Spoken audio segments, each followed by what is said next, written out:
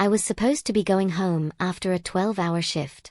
Instead, I'm sitting in a luxury car with a dangerously beautiful Korean man pointing a gun at my chest, asking me who sent me. Plot twist? I'm more annoyed than scared, and I think he's starting to like that. Hey beautiful souls. My mom literally bet me this video won't hit 10,000 views and 1,000 subscribers. Please prove her wrong. Smash that subscribe button, drop a like, and comment where you're watching from right now. Let's make her eat her words. Now, let's get into this crazy story. The gun was custom. I could tell by the mother-of-pearl handle catching the dim interior light of what I was now realizing was definitely not an Uber. I'm going to ask you one more time, the man said, his accented English smooth as expensive whiskey. Who sent you? I looked from the gun to his face. Sharp jawline. Dark eyes that could cut glass. Perfectly styled black hair that probably cost more than my rent. Designer suit that definitely cost more than my car. Then I looked at my phone. My actual Uber was currently 3 blocks away, driver named Gary, driving a 2015 Honda Civic. This car? A Mercedes Maybach that smelled like leather, money, and danger. Okay, so here's the thing, I said, shifting in the seat and mentally calculating if my scrubs would survive me diving out of a moving vehicle. This is absolutely my bad. I thought you were Gary. His eyes narrowed. Gary. Gary. My Uber driver.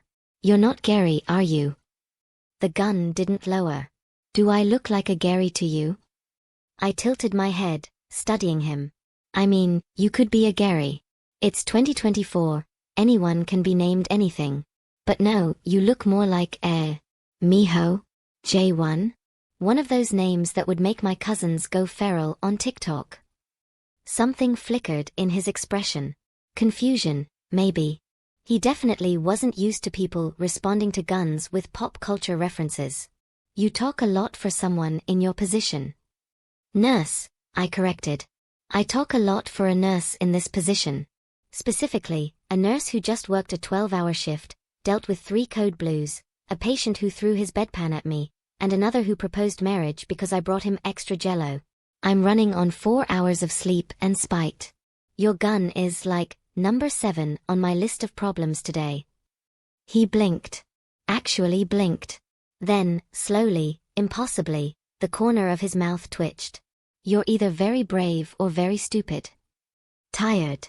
The word you're looking for is tired. I gestured at the door. Look, I'll just get out at the next light. Call my real Uber. We can pretend this never happened. You can go back to doing whatever Korean Mafia bosses do on Thursday nights. The car suddenly stopped. Not slowed, stopped. Like he'd told the driver telepathically. How did you know? His voice was dangerously quiet. That your Mafia? I snorted. Honey, I work at County General. I've stitched up enough gunshot wounds to know the difference between gang violence and organized crime. Your bullet wounds are too clean. Too professional. Plus, you're holding that gun like it's an extension of your hand, and your driver hasn't said a single word or reacted to any of this, which means he's seen worse. Also, I pointed at his lapel. That pin. I've seen it before. On a patient who came in with 3 bullets in him and 6 bodyguards who sanitized the entire ER afterward. The silence in the car was deafening. Then he did something that made my breath catch. He smiled. A real smile that transformed his entire face from dangerous to devastating. What's your name? Depends. Are you still planning to shoot me? I haven't decided yet. Then you can call me Nurse Trouble. I crossed my arms. What's yours? Jae-hyun. Min Jae-hyun. Called it. I definitely called the J something. He lowered the gun. Finally. Then he leaned back in his seat, studying me like I was a puzzle he couldn't solve. You're not afraid of me. Should I be? Most people are. Most people didn't just deal with Mrs. Patterson in 300 for trying to perform her own catheter removal. I shuddered at the memory. You, Min Jae-hyun, are not the scariest thing I've encountered today. He laughed. Actually laughed. It was a rich, warm sound that seemed to surprise him as much as it surprised me. You're interesting. You're holding me hostage. That's not how you make friends. Who said I wanted to be friends? The way he said it made heat crawl up my spine. Dangerous. This man was absolutely dangerous, and not just because of the gun. Let me take you to dinner. I stared at him. I'm sorry, what? Dinner. Tomorrow night. To apologize for the misunderstanding. You pointed a gun at me. Which is why I'm apologizing. He pulled out a card, black, embossed with gold lettering. 8 o'clock. I'll send a car. A car driven by you? No. An actual driver this time. What if I say no? His smile turned predatory. Then I'll have to convince you to say yes. I should have said no. Should have grabbed that door handle and run. Should have blocked his number and changed my route home. Instead, I took the card. If you're late, I'm ordering the most expensive thing on the menu. I'm counting on it. The car stopped in front of my apartment building. I hadn't told him my address. How did you? I know everything about you now, Nurse Trouble. Amara Williams, 28, works at County General, lives alone, has a younger brother in college, favorite food is her grandmother's jollof rice, and his eyes gleamed, you're single. My heart hammered. That's creepy. That's careful. He leaned closer, and I could smell his cologne. Something expensive and intoxicating. 8 o'clock, Amara. Don't make me come find you. I got out of the car on shaky legs, clutching his card. As the Maybach pulled away, I realized 3 things. 1. I'd just agreed to dinner with a Mafia boss. 2. I was way more excited about it than I should be. 3. I had absolutely nothing to wear. My phone buzzed. An unknown number. Wear something red. It's my favorite color. And Amara? Don't be late. I stared at the message, then at my apartment building, then back at where his car had disappeared. Well, I muttered to myself, at least life isn't boring anymore. I had no idea that by tomorrow night, boring would be the least of my concerns. I changed outfits 7 times. Girl, just pick one. My best friend Zara shouted through my phone, which was propped on my dresser. You're acting like you've never been on a date before. I've never been on a date with a Mafia boss before. I held up 2 dresses. Red bodycon or red wrap dress? Bodycon. Show him what he's getting into. What if he's getting me into something I can't get out of? Then you better look good doing it. Zara's face filled the screen. Seriously though, are you sure about this? This man pulled a gun on you yesterday. And then he researched my entire life and sent me flowers this morning. What kind of flowers? Peonies. My favorites. Which he shouldn't know, but apparently he does. Okay, that's either romantic or terrifying. Why not both? I slipped into the bodycon dress. It hugged every curve and made my melanin glow. How do I look? Like you're about to ruin that man's life. Good. At exactly 7:55 p.m., my doorbell rang. The driver was professional, polite, and definitely armed. I noticed the shoulder holster immediately. He opened the door to another luxury car, and I slid in, trying not to think about how this was becoming a pattern. The restaurant was the kind of place that didn't have prices on the menu. Floor-to-ceiling windows overlooked the city. A pianist played soft jazz in the corner. Every table was filled with people who looked like they owned companies, not worked for them. And there he was. Jae-hyun stood as I approached, and sweet Jesus, the man cleaned up even better than I remembered.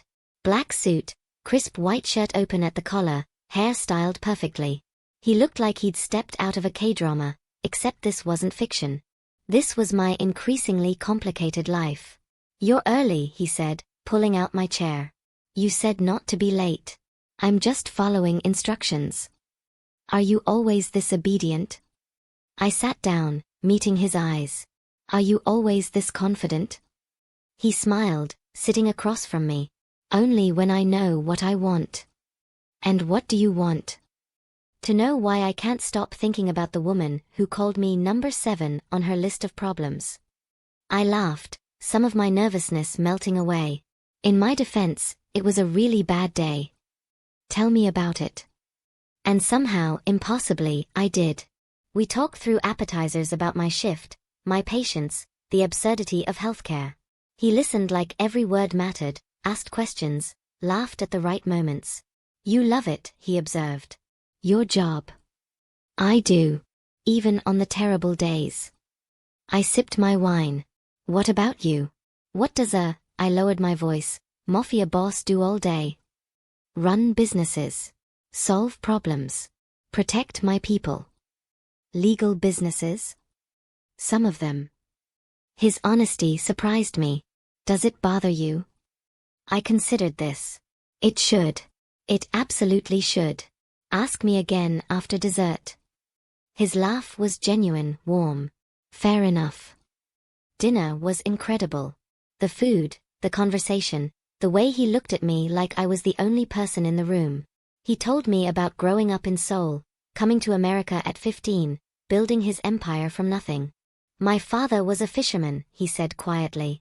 Honest man. Died honest and poor. I decided I'd rather be dishonest and powerful. But you're not dishonest. Not completely. I leaned forward. You could have lied about what you do. Not to you. His hand covered mine on the table, and electricity shot up my arm. I don't know why, but I can't lie to you, Amara. My name in his accented voice did things to me. Dance with me. There's no dance floor. He stood, extending his hand. There is now. The pianist shifted to something slow and sultry. Jae-hyun pulled me close, one hand on my waist, the other holding mine. We moved together like we'd done this 1,000 times. This is insane, I whispered against his shoulder. 2 days ago, I didn't know you existed. 2 days ago, my life made sense. His breath was warm against my ear. Now I can't imagine it without you in it. That's the most ridiculous thing I've ever heard. Doesn't make it less true. I pulled back to look at him. You don't even know me. Then let me. His thumb traced circles on my lower back. Let me know everything. Your dreams, your fears, why you became a nurse, what makes you laugh at 3 in the morning. This is crazy. Probably. You're a criminal. Definitely. I should run. But you won't. His eyes held mine, dark and intense. Because you feel it too. I did. God help me, I did. This pull, this connection that made no logical sense but felt more real than anything I'd experienced. One more date, I heard myself say. Something normal. Not expensive restaurants or luxury cars. Something that proves you're not just. Not just what? Not just the danger and the power. That there's something real underneath. He considered this, then smiled. Saturday. 2 p.m. Wear something comfortable. That's it? No details. You'll have to trust me. I don't trust easily. Good. He pulled me closer, and we both stopped pretending to dance. Neither do I. The air between us crackled with tension. His hand slid up my spine, and I forgot how to breathe. Jae-hyun. Tell me to stop, and I will. I should. I absolutely should. Instead, I kissed him. It was supposed to be gentle, testing. It wasn't. His hand fisted in my hair, mine grabbed his jacket, and the kiss exploded into something consuming. He tasted like wine and danger and promises I shouldn't believe. When we finally broke apart, we were both breathing hard. That was, I started. Gunshots shattered the restaurant windows. Jae-hyun threw me to the ground, covering my body with his as glass rained down. Screams erupted around us. More gunfire. His security detail returned fire. Stay down, he commanded, but I was already moving, nurse instincts overriding everything else. A woman was bleeding from her shoulder. I ripped my dress, expensive ruined didn't care, and pressed it to her wound. Keep pressure here, I told her husband, then moved to the next person. Jae-hyun watched me work with something like awe on his face. The shooting stopped as quickly as it started. His men had neutralized the threat. Police sirens wailed in the distance. "We need to go," one of his guards said urgently. But Jae-hyun wasn't looking at him. He was looking at me, covered in other people's blood, still checking vitals on the injured. "She's not leaving until everyone's stable," he said quietly. So he stayed. The Mafia boss stayed in a shot-up restaurant, helping me triage wounds, making calls to ensure the victims got the best care, never once suggesting we run. When the ambulances finally arrived, he wrapped his jacket around my shoulders. My dress was ruined, and led me to his car. "This is your life," I said, not a question. "Yes. People trying to kill you at dinner. Sometimes." I should have been terrified. Should have demanded he take me home and never contact me again. Instead, I grabbed his shirt and pulled him into another kiss, harder this time, desperate. "Saturday," I breathed against his mouth. "2 p.m. Don't be late." His smile was fierce. I wouldn't dare. As his car pulled away from the chaos, I realized I'd just crossed a line I couldn't uncross. I was falling for a man who lived in a world where dinner dates ended in shootouts. My phone buzzed. "You were magnificent tonight. Get some rest." "And Amora? I'm keeping you." I stared at the message, my heart racing, my dress ruined, my entire worldview shifted. "Yeah," I whispered to the empty car. "I'm keeping you too." I had no idea that by Saturday, keeping him would mean something entirely different, and far more permanent, than I ever imagined. Saturday arrived with sunshine and nerves that had me checking my outfit 6 times. "Comfortable," he'd said. I went with high-waisted jeans, a crop top that showed just enough skin, and sneakers. At exactly 2 p.m., Jae-hyun himself pulled up. Not a driver, him. In a normal car. Well, normal for him, a sleek Audi, but still. "Progress. You're driving," I said, sliding into the passenger seat. "You wanted normal." He handed me coffee, iced caramel macchiato, extra caramel, my exact order. "How's this?" "Creepy that you know my coffee order. But appreciated." He grinned, and my stomach flipped. In casual clothes, fitted black t-shirt, jeans that should be illegal, he looked less mafia boss, more dangerously hot guy I'd swipe right on. "Where are we going?" "You'll see." We drove out of the city, music playing. A mix of R&B and American soul that somehow worked perfectly. He sang along softly to one song, and I tried not to melt. "You have a good voice. My mother wanted me to be a singer." His smile turned sad. "She didn't get her wish." "What happened to her?" "She's in Seoul. Remarried a good man after my father died. She doesn't know what I do." He glanced at me. "She thinks I run legitimate import-export businesses." "Do you?" "Some of them actually are legitimate now." He laughed. "Diversification." We ended up at a botanical garden. Massive, beautiful, not crowded. He'd rented the entire place. "This is your idea of normal?"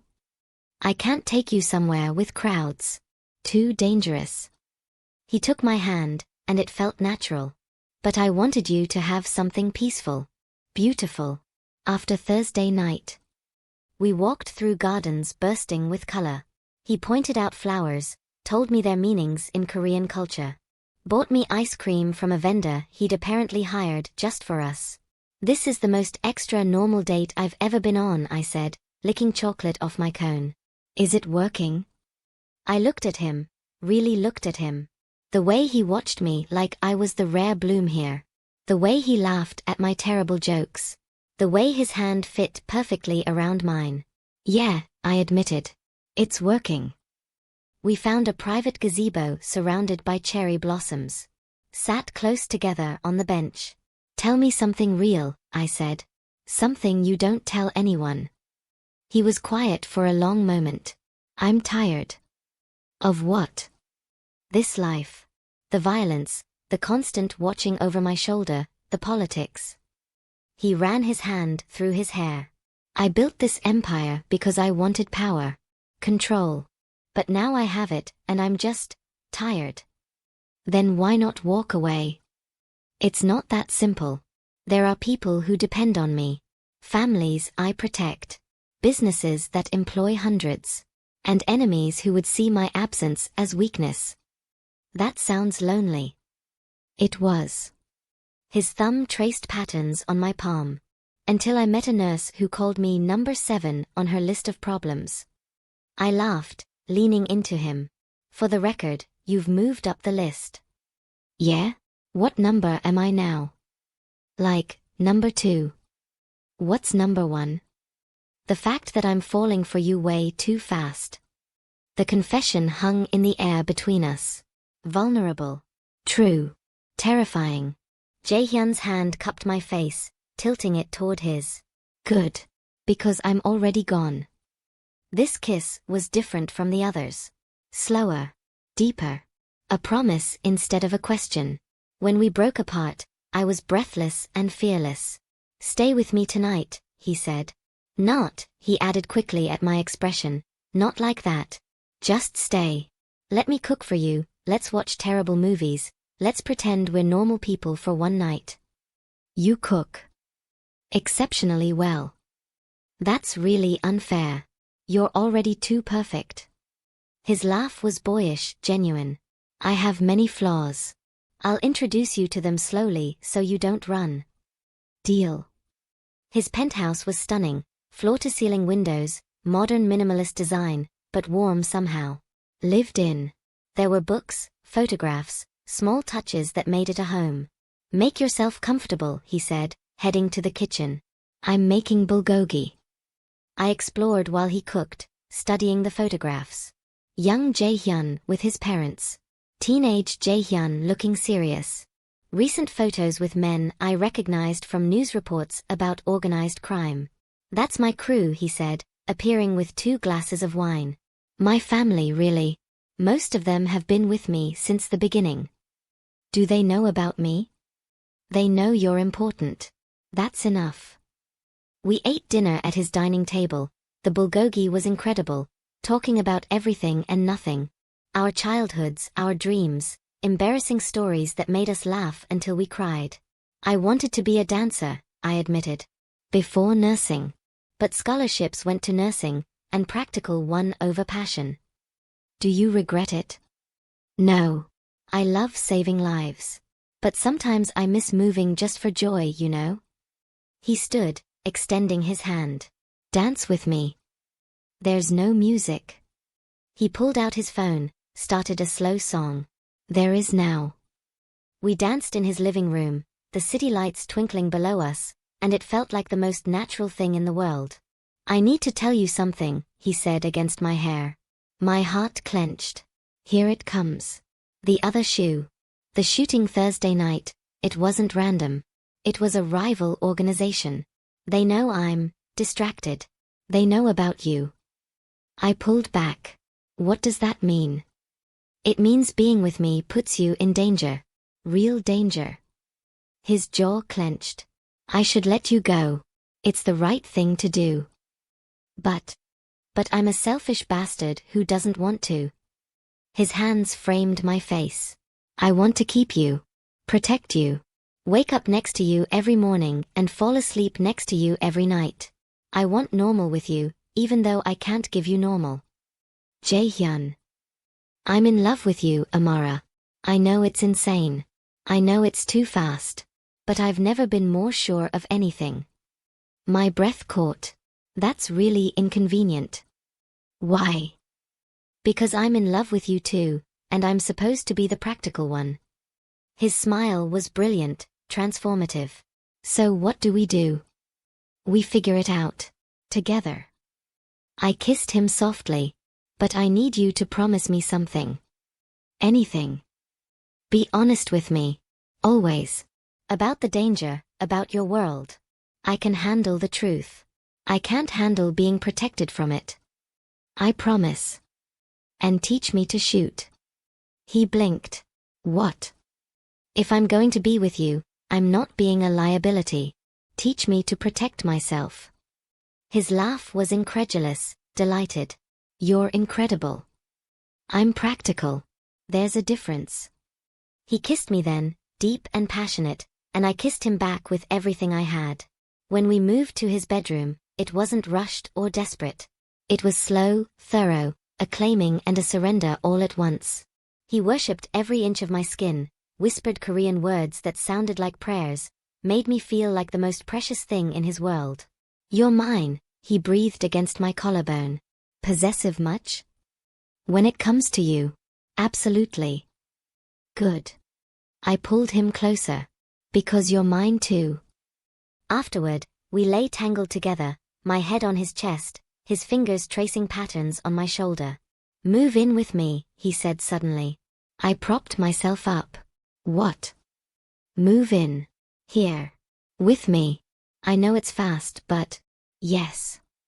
I can't stand the thought of you being across town where I can't protect you. Wait, yes?" "Yes. On one condition." "Name it." "We get a dog." His laugh rumbled through his chest. "A dog. A big one. For protection. And cuddles. I'm falling more in love with you every second." "Good. That's the plan." We kissed again, and I felt it in my bones. This was it. This beautiful, dangerous, impossible man was my future. My phone buzzed on the nightstand. Then his. Then mine again. He checked his, and his entire demeanor changed. Went cold, hard, dangerous. "What is it?" "Get dressed. Now. Jae-hyun. They took your brother." The world stopped. "What?" He was already moving, pulling on clothes, making calls in rapid Korean. The rival organization. "They grabbed Marcus from his dorm an hour ago. They're using him as leverage." Terror, cold and absolute, flooded my system. "Where is he?" "I'm finding out." He pulled me to him, fierce and certain. "Look at me. I will get him back. I promise you. Marcus will be safe." "I'm coming with you." "Absolutely not. He's my brother." My voice broke. "I'm coming with you, or I'm going alone." He stared at me, then nodded sharply. "You stay behind me at all times. You do exactly what I say. Understood?" "Understood." As we raced out of his penthouse, weapons being loaded, his security team mobilizing, I realized my life had just changed forever. I wasn't just dating a Mafia boss anymore. I was part of his world. And I was about to find out exactly what that meant. Wait, don't go anywhere. Part 2 is coming, and you do not want to miss what happens next. Will they save Marcus? What will Amara have to do to get her brother back? And what does this mean for her and Jae-hyun's relationship? Before you leave, please subscribe if you haven't already, smash that like button, and comment where you're watching from. My mom still doesn't believe this can hit 10K views and 1K subscribers. Prove her wrong. Your girl needs this win. Part 2 drops soon. Turn on notifications so you don't miss it. Love you all.